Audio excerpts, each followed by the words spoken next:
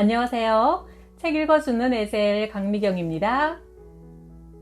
이재철 목사님은 20대 항공사업으로 큰 성공을 거두어 돈방석에 앉았다가 살아계신 하나님을 만난 후 우리나라의 대표적인 기독출판사인 홍성사를 설립하시고 주님의 교회와 100주년 기념교회를 담임하셨는데요. 그 파란만장한 인생 이야기를 담은 믿음의 글들 나의 고백 한번 들어보세요.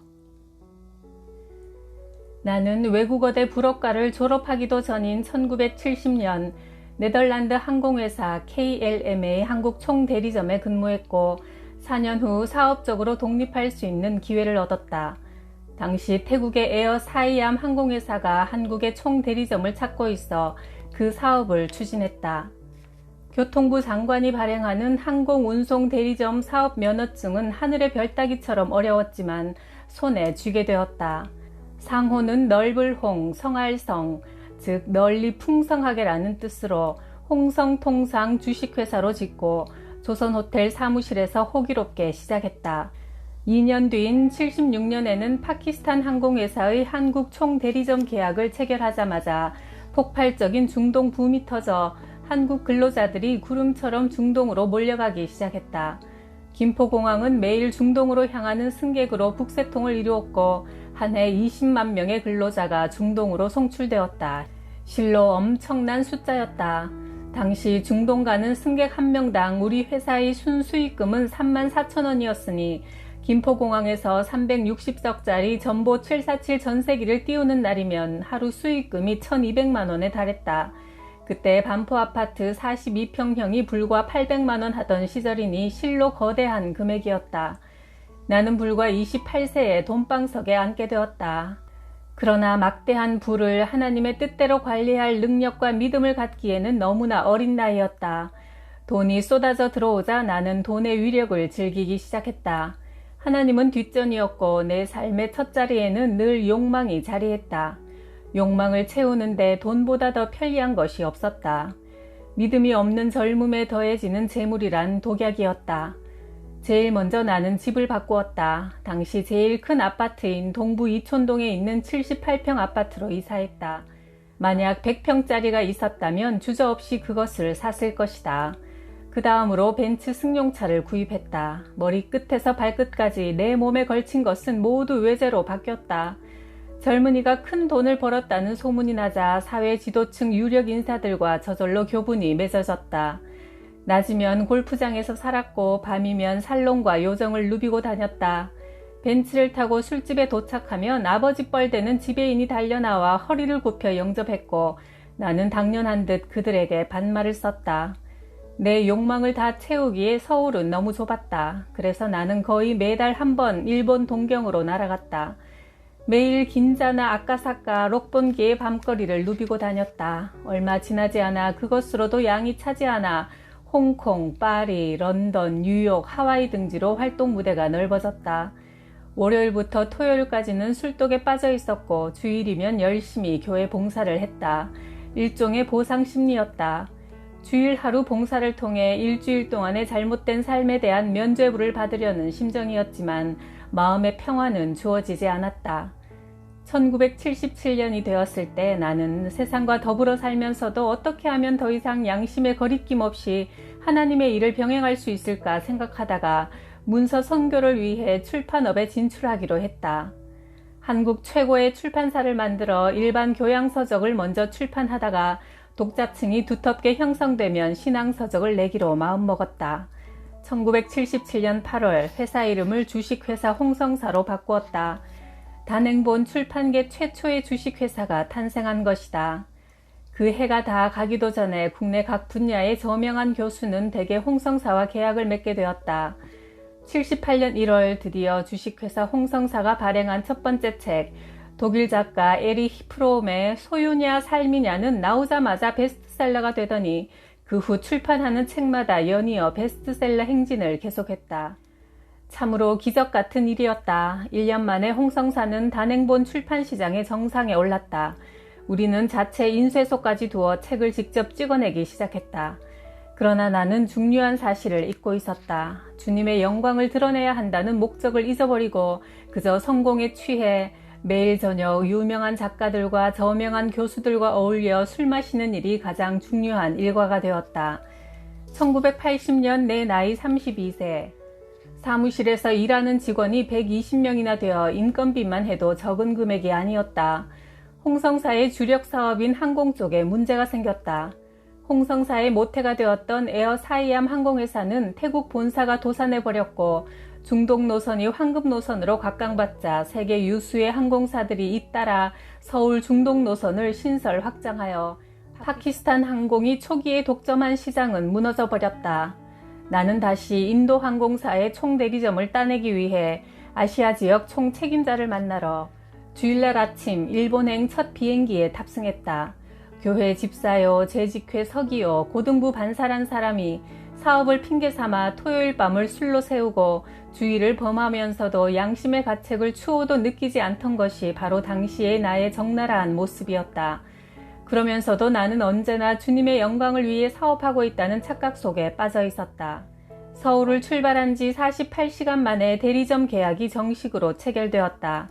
그날 오후 나는 서울행 비행기에 앉아 있었다. 성취감에 들떠 꼬냑을 한 잔 시켜 마신 다음 1등석 의자에 몸을 깊이 파묻었다. 인도 항공이 내게 새롭게 안겨줄 성공과 부의 열매가 눈앞에 어른거리는 그 순간 내 등 뒤에서 또렷한 음성이 들려왔다. 제철아, 그 많은 돈으로 도대체 너는 무엇을 하려느냐? 깜짝 놀라 뒤돌아보았지만 아무도 없었다. 그리고 그 음성은 한 번 더 들렸다. 순간 나는 몸을 벌떡 일으켰다. 그 질문에 금방 대답할 수 없었기 때문이다. 내가 도대체 왜 이러고 있는가? 아, 하나님의 영광을 위해서지. 그러나 나는 더 진지하게 생각해보지 못하고 몇 잔의 술을 더 시켜 마신 후 깊은 잠에 골아떨어지고 말았다. 인도 항공사의 대리점 영업을 막 시작하려는데 인도의 정치 문제로 인도 항공사와의 계약은 무효가 되어버렸다. 그 후 말레이시아 항공과 계약하려고 쿠알라룸푸르로 날아갔지만 그 일도 될 듯 하다가 싱겁게 무산돼 버리고 말았다. 게다가 파키스탄 곳곳에서 정부 반대 시위가 일어나 카라치 공항에서도 총소리가 들리자 홍성사의 주력 업종이었던 파키스탄 항공은 천국에서 지옥으로 전락해버렸다. 그때 나는 깊이 생각해야만 했었다. 내 앞에서 내 길을 막고 서 계시는 주님을 보아야만 했다. 1980년 나는 항공사업을 정리하고 출판 일에만 몰두하기로 했다. 그러나 그해 계엄령으로 인한 출판 검열은 출판 자체를 위축시켰고 연일 계속되는 학생들의 데모는 서점가를 얼어붙게 만들었다. 도산하는 서점과 도매상들이 속출했고 그때마다 우리 피해액이 수천만 원이 넘었다. 홍성사 창업 6년 만에 처음 맞는 위기였다. 나는 모처럼 만에 새벽 기도에 나가기 시작했고 하영조 전도사님을 모시고 직원들의 성경 공부를 시작했다. 밤에는 꼭지가 돌도록 술을 마시고 새벽이면 기도회에 나가 앉아있는 이중적인 생활이 날마다 계속되었다. 전체 매출은 50% 이상 줄었는데도 불구하고 덩치는 여전히 크다 보니 밑빠진 독에 물 붓기로 돈이 들어가 은행에서 대출받고 마침내 사채를 쓰기에 이르렀다. 튼튼한 재무 구조를 자랑하던 회사가 불과 6개월 사이 거대한 빚더미에 올라앉고 말았다. 모든 상황이 정신을 차릴 수 없을 정도로 곤두박질쳐 하루하루 살아남는 일이 급급했으나 나는 매일 밤 술 마시는 일만은 단 하루도 거르지 않았다. 드디어 부도 위기가 닥쳤다. 부도란 남의 회사에서만 일어나는 일인 줄 알았다. 그런데 내가 경영하는 회사가 부도가 나다니. 총 부채액이 7억이나 되었다. 당시 30평 아파트 한 채가 3천만 원 내외였으니 30평짜리 아파트 20채가 넘는 금액이었다. 나는 그날부터 타고 다니던 벤츠를 세워놓고 제일 소형인 포니를 타기 시작했다.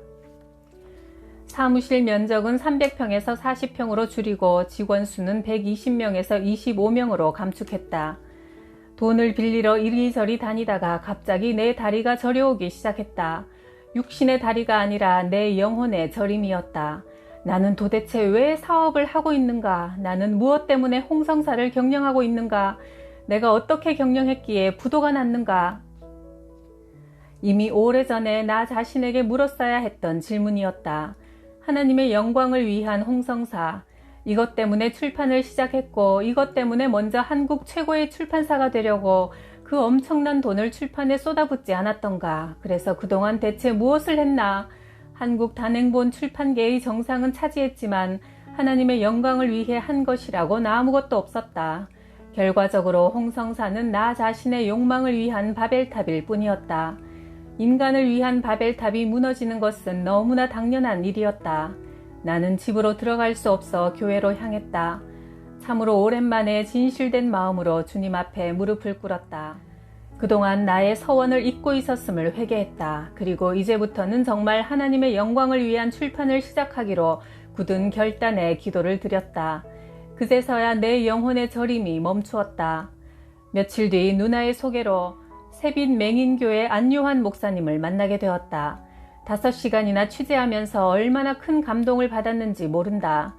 홍성사가 하나님의 영광을 위해 해야 할 일이란 바로 이렇게 하나님을 만난 생생한 간증이 있는 분들을 찾아 격려하고 세상에 알리는 일이란 사실을 깨닫게 되었다.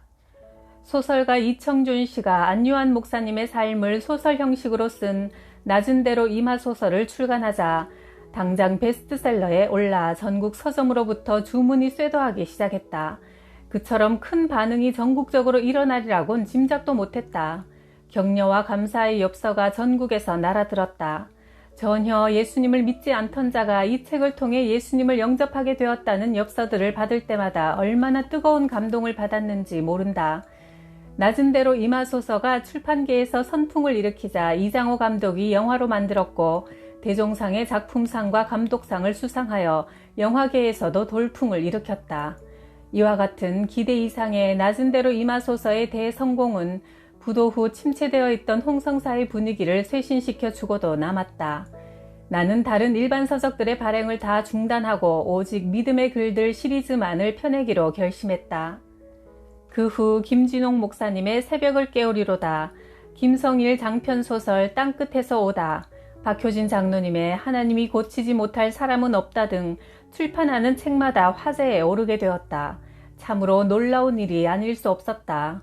하나님의 영광을 드러내는 책들을 내자 하나님께서 독자들의 큰 사랑을 받도록 은혜를 베풀어 주신 것이다. 홍성사는 다시 호황을 누리게 되었다.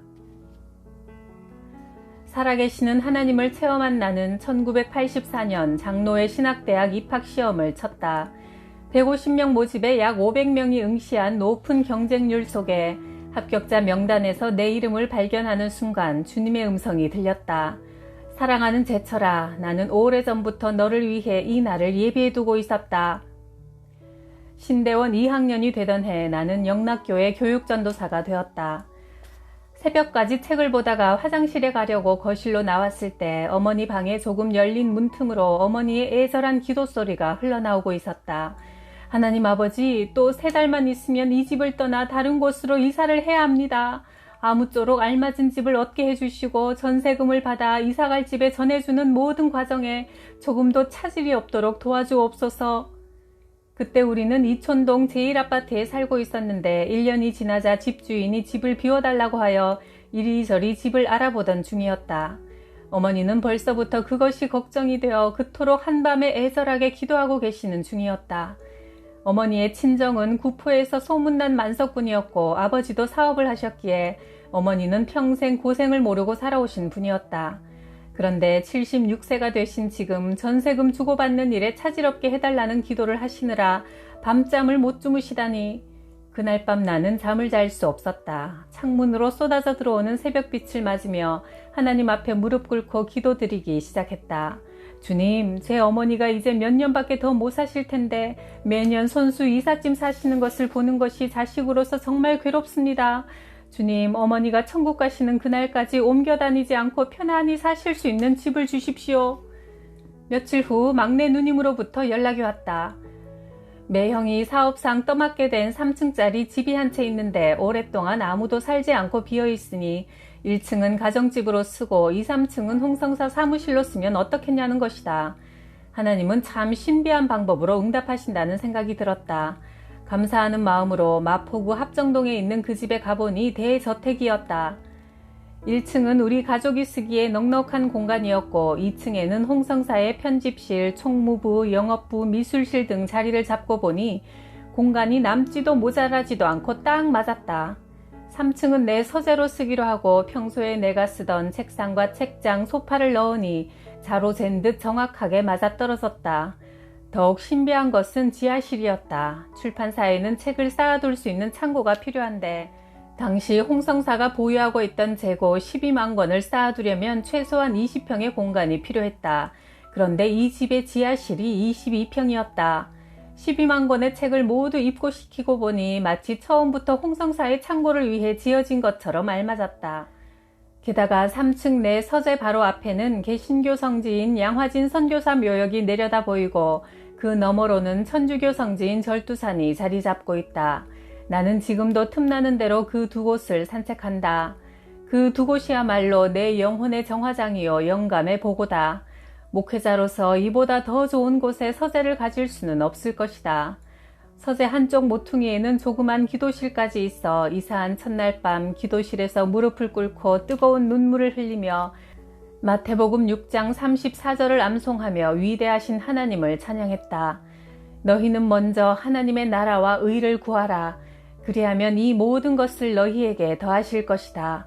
그러므로 내일 일을 위해 염려하지 말라. 내일 일은 내일 염려할 것이요 한날 괴로움은 그날로 충분하다.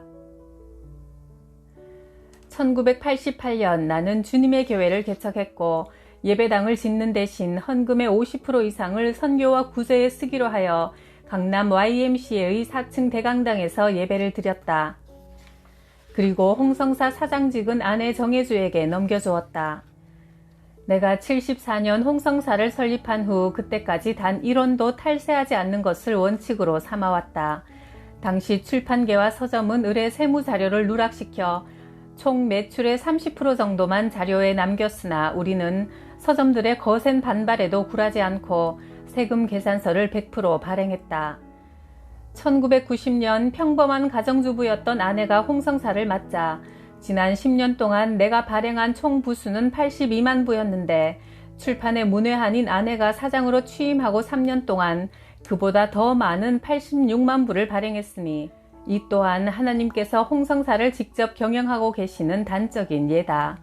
현재 믿음의 글들 시리즈 수백 종은 한국 교민이 있는 곳에는 세계 어디나 빠짐없이 보급되어 하나님의 영광을 드러내고 있다.